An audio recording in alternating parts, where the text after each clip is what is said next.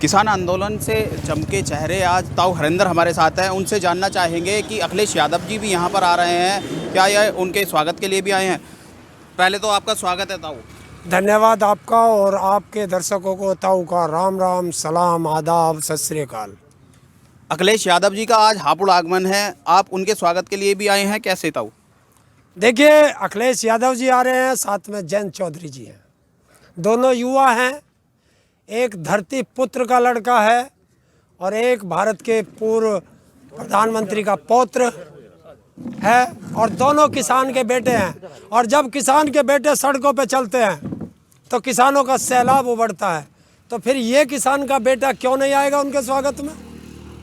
तो देखने को ये भी मिला है कि हापुड़ प्रशासन यहाँ पे जगह जगह पर दिखा रहा है कि यहाँ पे स्वागत ना करें और लोगों को वो हटा रहा है, तो उसके बारे में आप क्या कहना चाहेंगे? देखिए, ये हताशा होती है और यह बीजेपी की हार की हताशा है कि वो अपने आप कुछ नहीं कर सकता तो प्रशासन से लोगों पे धमकवा रहा है, और वो कितना ही धमका ले, ये किसान के बेटे हैं, ये नहीं हटते हैं।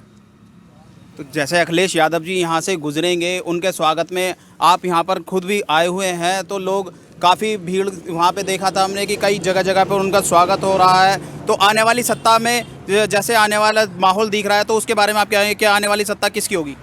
देखिए, उत्तर प्रदेश में हमने कहा था खदेड़ा होगा, और ये खदेड़ा होने का आपको नज़ारा दिखाई दे रहा है। और योगी बाबा तो घर वापसी हो चुकी है, उनकी पार्टी नहीं कर दी। बस जनता का एक काम रह रहा है कि आने वाली 10 तारीख को ये पहले चरण का चुनाव है, और इसमें बटन दबा के योगी बाबा को मठ में बांट देंगे। तो यहाँ पर भी जैसे अभी पहले भी उप मुख्यमंत्री आए थे और कल फिर योगी आदित्यनाथ हापुड़ में आ रहे हैं, उसके बारे में आपका क्या कहना है? देखिए, मैंने पहले कहा था जहाँ जहाँ ये नफरत के बीज बोने जाएंगे, इनके पीछे पीछे ताऊ आ जाएगा। वो कैराना में गए, ताऊ पीछे पीछे कैराना में पहुंच गया। अभी 22 तारीख को गृह मंत्री वहाँ पहुंच गए थे कैराना, तो 23 तारीख को ताऊ वहीं पहुंच गया। वो तोड़ने का काम करते हैं, ताऊ जोड़ने का काम करता है।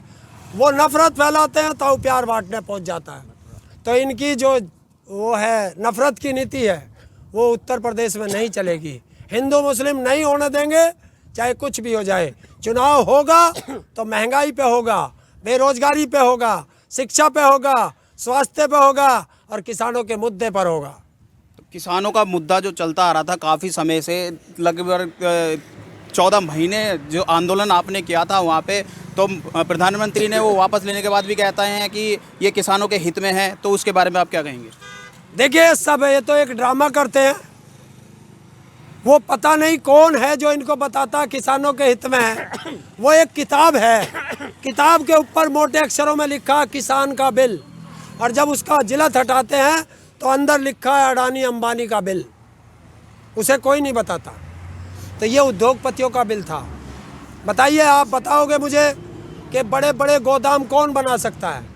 अनलिमिटेड भंडारण कौन कर सकता है? उद्योगपति। तो बिल उद्योगपति का होगा। बड़े बड़ी कॉन्ट्रैक्ट फार्मिंग कौन कर सकता है? उद्योगपति। तो बिल किसका हुआ? उद्योगपतियों का। बड़ी बड़ी मंडियाँ कौन बना सकता है? उद्योगपति। तो बिल उद्योगपति का। किसान का कहाँ है? नाम किसान का है, बिल अडानी अंबानी का है। तो तेल को लेके और जितनी महंगाई बढ़ती जा रही है, महंगाई के ऊपर आप क्या कहना चाहेंगे? देखिए, जब 350 रुपये का सिलेंडर था, तब बीजेपी वाले सर पे सिलेंडर रख के सड़कों पे मुजरा करते थे और कहते थे महंगाई डायन खाए जाए। आज 1000 के करीब सिलेंडर है तो कोई बोलता नहीं है। सरसों का तेल 80-70 रुपये मिलता था, आज 200 के पार है, कोई नहीं बोलता। डीजल पेट्रोल 100 के पार जा चुके हैं, कोई नहीं बोलता। बच्चों की शिक्षा खत्म हो गई है, फीस फिर भी जारी है, कोई नहीं बोल रहा। तो ये क्या है? उत्तर प्रदेश के अंदर बिजली का बिल किसानों का पूरे भारत में सबसे ज़्यादा है। क्यों? किसान के गन्ने का पेमेंट अभी तक क्यों नहीं? 14 दिन का वादा किया था, वरना ब्याज देंगे। अरे ब्याज छोड़, यहाँ मूलधन नहीं आ रहा। तो बिल को, जैसे आपने बिल की बात कही, तो अभी मुख्यमंत्री योगी आदित्यनाथ ने कहा था कि बिजली का बिल किसानों का आधा हो जाएगा, तो उसमें क्या कहेंगे आप? क्या आधा हुआ है किसानों का बिल? देखिए, पहली बात, 5 साल से मुख्यमंत्री क्या किसानों का खून चूस रहा था, जो आज वो आधा करता है? 5 साल पहले क्यों नहीं किया? और नोटिफिकेशन जारी क्यों नहीं किया? आचार संहिता लग गई, तो वो नहीं होगा। ये सब चुनावी जुमले फेंक रहे हैं। इस बार इनका जाना निश्चित कर चुकी है जनता, और अखिलेश यादव मुख्यमंत्री बनने जा रहे हैं। 10 तारीख होगी और जनता का फैसला होगा और बीजेपी का सफाया होगा। ये उत्तर प्रदेश करेगा। 15 लाख रुपए की भी बात की जा रही थी जब पिछली बार इलेक्शन थे, तो 15 लाख रुपए की सबके अकाउंट में आएंगे, उस पर आप क्या कहना चाहेंगे? देखिए, ये जुमला 2 करोड़ नौकरी का वादा किया हर साल, जुमला।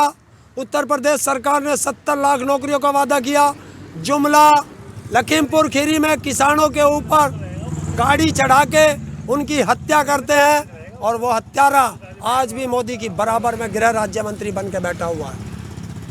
700 से ज़्यादा किसानों की शहादत हो गई, इनके मुंह से एक उफ तक नहीं निकला। 13 महीने से किसान सड़कों पे बैठे हैं, तब इन्होंने कुछ नहीं किया। आज इन्हें किसान याद आ रहे हैं।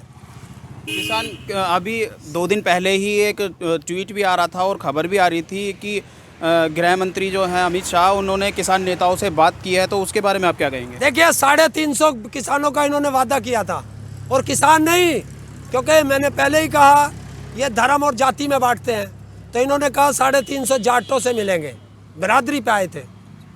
उसमें 350 नहीं गए, 300 लोग, वो 150 लोग गए।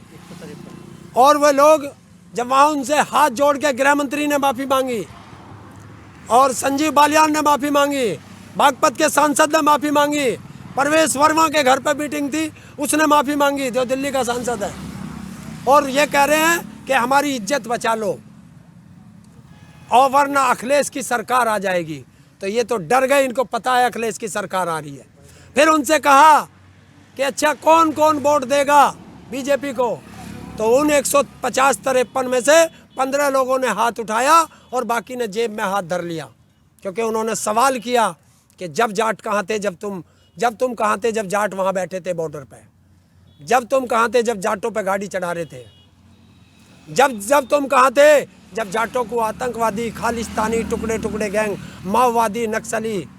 और बागपत के सांसद सतपाल, लो बता दे, तेरी बेटी ने किसानों को भेड़िया कहा था, जब तू कहाँ था तब इन्हें सांप सूंघ गया। तो वो एक एक चीज़ का बदला लेंगे, और वोट की चोट से बदला लेगा। ये उत्तर प्रदेश का किसान है।